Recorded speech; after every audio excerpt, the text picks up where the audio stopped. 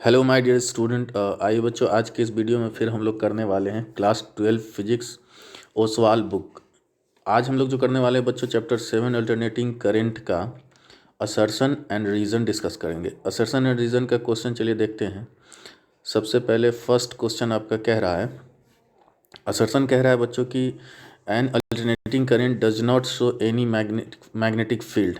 उसके बाद रीज़न कह रहा है बच्चों, alternating current change direction with time. अब यहाँ पे समझिए, देखिए कोई भी करंट जो अल्टरनेटिंग एसी हो या डीसी हो बच्चों, है ना, वो दोनों ही मैग्नेटिक फील्ड क्रिएट करता है, दोनों ही मैग्नेटिक फील्ड क्रिएट करता है। ठीक है बच्चों, तो ये जो असर्शन है आपका कि N alternating current does not show any magnetic field, ये गलत है बच्चों। ठीक है, अब रीज़न कह रहा है कि alternating current change direction with time. Alternating current change direction with time, जी हाँ, अल्टरनेटिंग करंट जो है बच्चों अपनी पोलरिटी को चेंज करके अपना डायरेक्शन टाइम के साथ चेंज कर रहा होता है। तो असर्शन गलत है और रीज़न ट्रू है, यानी कि ऑप्शन डी होगा बच्चों। ऑप्शन ये चारों आपका दिया हुआ है, इससे आपको मिलाते रहना है आगे के जो भी कॉन्सेप्ट होगा।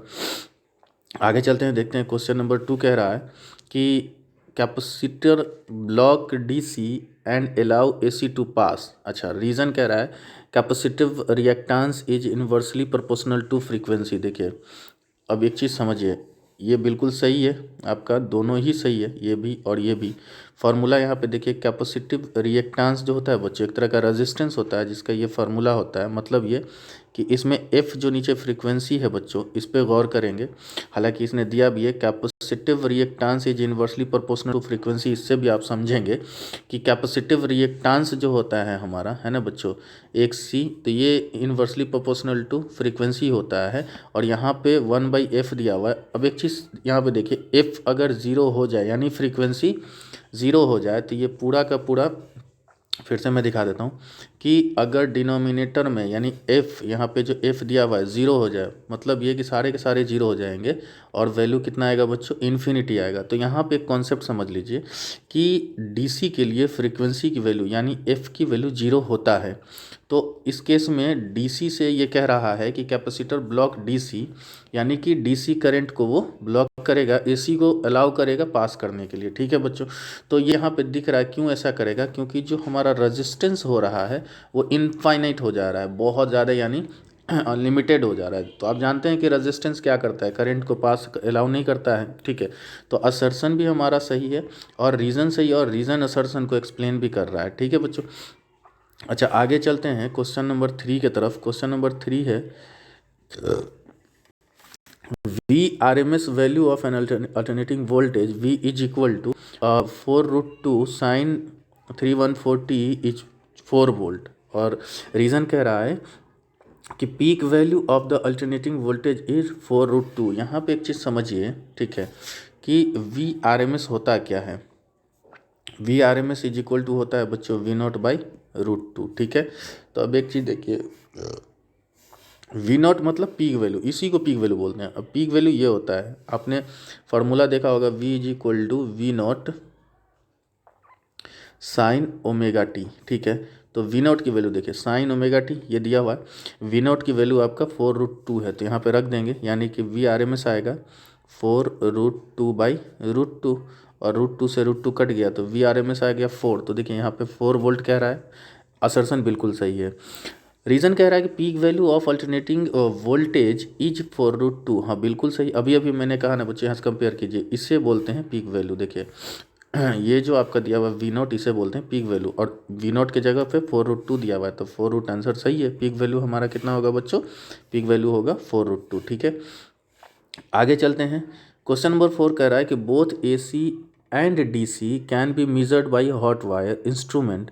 बिल्कुल आप मेज़र कर सकते हैं हॉट वायर इंस्ट्रूमेंट के जरिए, है ना, क्योंकि देखिए AC और DC में क्या होता है कि हीट जनरेटेड जो होता है वो प्रोपोर्शनल टू करंट के स्क्वायर होता है। ठीक है, आपने एक फार्मूला पढ़ा होगा, H is equal to I²RT, है ना। तो यहाँ से आप देख रहे हैं कि जो हीट है वो हमारा I² के प्रोपोर्शनल है। तो हम किसी भी हॉट वायर इंस्ट्रूमेंट से करंट जिसे होता है ना कि AC या DC को मेज़र कर सकते हैं। ठीक है बच्चों, अब दूसरा रीज़न कह रहा है इसमें कि hot wire instrument is based on the principle of magnetic effect of current. नहीं, ये principal of heating principal of heating effect of current पे काम करता है, principal of heating effect of current पे काम करता है। ठीक है बच्चों।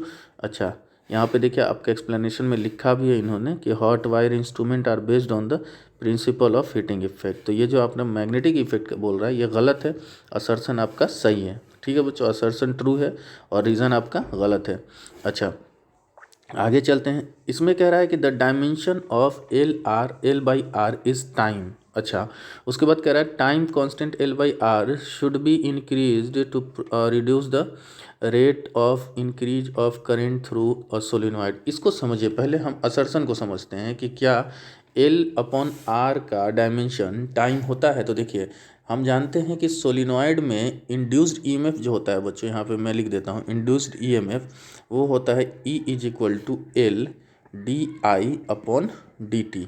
इसको समझिएगा अच्छे से, इतना होता है। अब यहाँ से अगर हम एल इज इक्वल टू लिखेंगे बच्चों तो क्या हो जाएगा, तो यहाँ से देखिए डी टी इधर मल्टीप्लाई होगा, ये इधर आ जाएगा, यानी एल इज इक्वल टू हमारा हो जाएगा E into D T upon D I, ये हो जाएगा हमारा एल। ठीक है बच्चों, और हम जानते हैं ओम्स लॉ क्या कहता है, ओम्स लॉ कहता है कि R is equal to V by I, है ना, R is equal to V by I, और V के जगह पे हम क्या लेंगे, EMF यानी E बाई आई यहाँ के लिए ले लेंगे।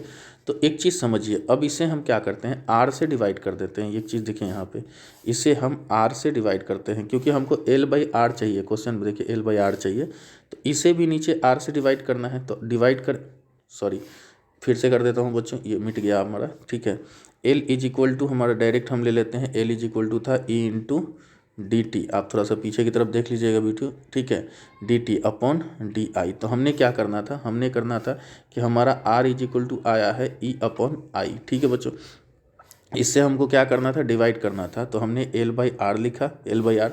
अब यहाँ पे भी नीचे में डिनोमिनेटर में R लेना है, इससे अच्छा मल्टीप्लिकेशन में R की वैल्यू को उल्टा कर देते हैं। ठीक है बच्चों, और उसको मल्टीप्लिकेशन में, चूँकि इस वैल्यू से डिवाइड करना था तो जब मल्टीप्लाई करते हैं तो आप जानते होंगे कि उसको उल्टा करके लिख देते हैं। ठीक है, तो I बाई ई लिख देते हैं। अब इससे इसको काट देंगे, और देखिए बात डायमेंशन की, वैल्यू की नहीं है, तो जो डायमेंशन डी आई के होगा वही आई का होगा, तो ये भी कैंसिल आउट है। ठीक है, तो हमारे पास जो बच रहा है बच्चों वो है डी टी।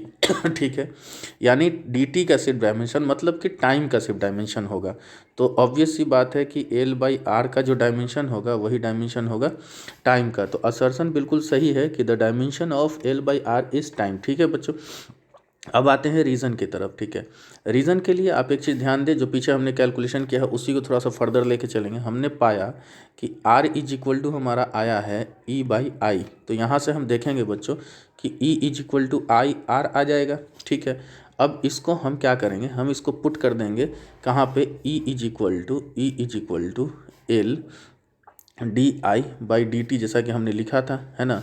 इंड्यूस्ड ईएमएफ हमारे ये होता है, यहाँ पे ई के जगह पुट कर देंगे आई आर, तो क्या हो जाएगा, यहाँ लिखते हैं I R is equal to L D I upon D T हो जाएगा। ठीक है बच्चों, अब अगर एल को इधर लेके आएंगे तो डिनोमिनेटर में चला आएगा, एल हमारा इधर आएगा, तो ये हो जाएगा I R upon L is equal to D I upon D T हो जाएगा बच्चों। अच्छा, अब इस R को हम चाहेंगे तो क्या हम नीचे डाल सकते हैं बच्चों, इस R को। ठीक है, हम ये आपको दिखा देते हैं, इस R को अगर एकदम नीचे लाएंगे तो L बाई आर बनेगा, यानी यहाँ से बनेगा I upon L upon R. ये R वापस से ऊपर मल्टीप्लाई हो सकता है, हमने नीचे लाया है इसको, ये आएगा D I upon D T. ठीक है, अब यहाँ पे एक चीज़ देखिए बच्चों, D I upon D T जो है ये एल बाई आर का कैसा हो रहा है, इन्वर्सली प्रोपोर्शनल, क्योंकि एल बाई आर डिनोमिनेटर में चला गया है ना।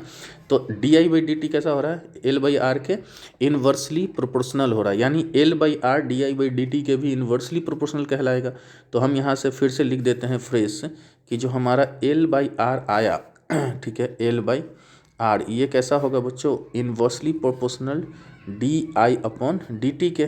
ठीक है, तो एक चीज़ यहाँ पे जो कह रहा है कि L by R should be increase to reduce rate of increase of current. देखिए rate of increase of current को घटाने के लिए, अच्छा चलिए सीधा ही लिख देता हूँ, जैसे कि उसमें हमने बताया था कि डी आई, उससे ज़्यादा समझ में अच्छे से आएगा आपको, ये इन्वर्सली प्रोपोर्शनल होगा एल बाई आर का, जैसा हमारा वहाँ पे आया था, ऊपर में आई था। चलिए इससे समझ लीजिए, कहा कि time constant L by R should be increased to reduce the rate increase. इस रेट इंक्रीज को अगर हमें रिड्यूस कराना है यानी घटाना है ना बच्चों, इसको हमें घटाना है तो ऑब्वियस सी बात है कि इसको इंक्रीज कराना पड़ेगा। ठीक है, समझ में आ गया बात ये इतना।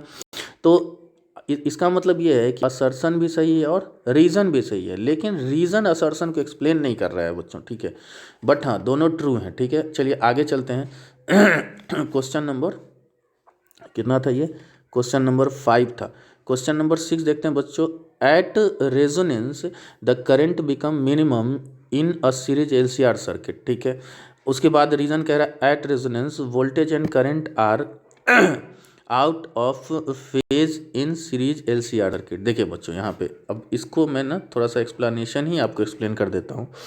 होता है क्या है कि एट रेजोनेंस एक्सएल और एक्सी दोनों इक्वल होता है। ठीक है बच्चों, तो इम्पिडेंस जो होगा वो मिनिमम हो जाएगा। यहाँ पे देखिए ये लिखा हुआ है।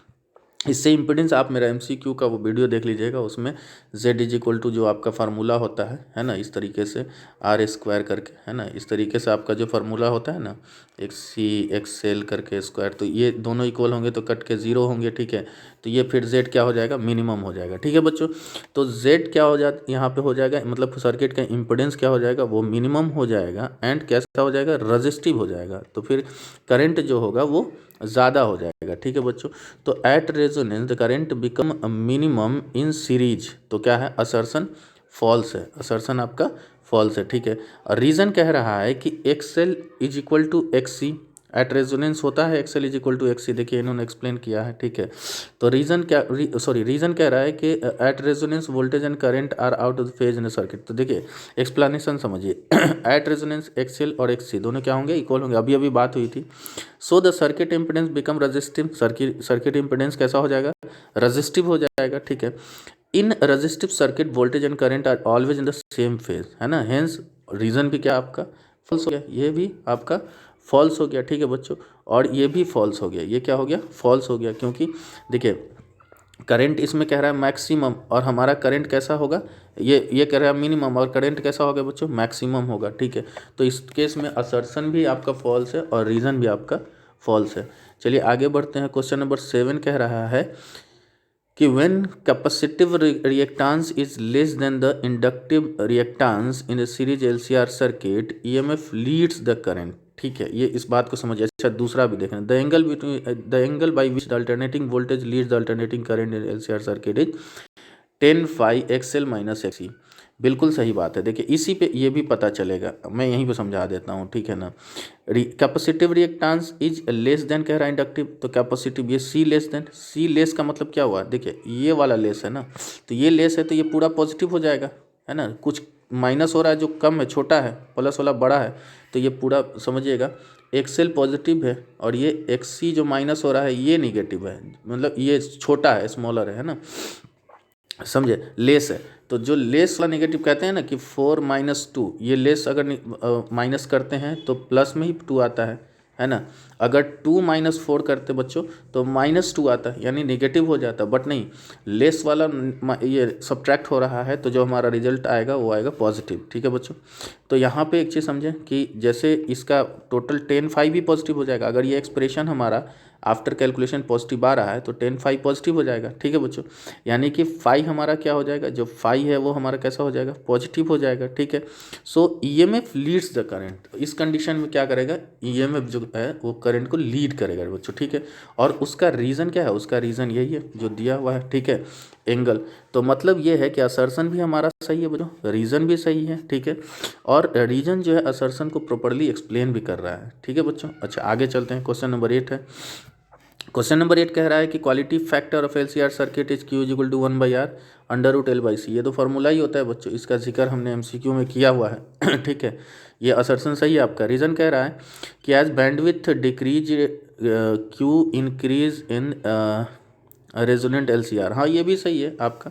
देखिए बैंडविड्थ डिनोमिनेटर में आता है, अभी हम फार्मूला दिखा देते हैं आपको। ठीक है, तो असर्शन भी सही है, रीज़न भी सही है, बट रीज़न असर्शन को एक्सप्लेन नहीं कर रहा है बच्चों। ठीक है, आइए देखते हैं रीज़न कैसे सही है। कह रहा है बैंडविड्थ डिक्रीज तो क्यू इंक्रीज, है ना। तो देखिए बैंडविड्थ और क्यू का क्या रिलेशन होता है, यहाँ पे देख लीजिए, बहुत अच्छे से फॉर्मूला वगैरह दिया हुआ है। क्यू यानी quality factor resonant frequency upon bandwidth. तो जाहिर है बैंडविड्थ डिनोमिनेटर में है बच्चों, तो ये घटेगा तो क्यू बढ़ेगा और ये बढ़ेगा तो क्यू घटेगा, ठीक है। तो रीजन में कुछ इसी तरह से दिया हुआ है ना आपका कि एज बैंडविड्थ डिक्रीज, तो डिक्रीज का क्यू इंक्रीज करेगा, ठीक है बच्चों। अच्छा आगे चलते हैं क्वेश्चन नंबर 9 की तरफ। क्वेश्चन नंबर 9 कह रहा है कि principle of operation of AC generator is electromagnetic induction, ठीक है बच्चों।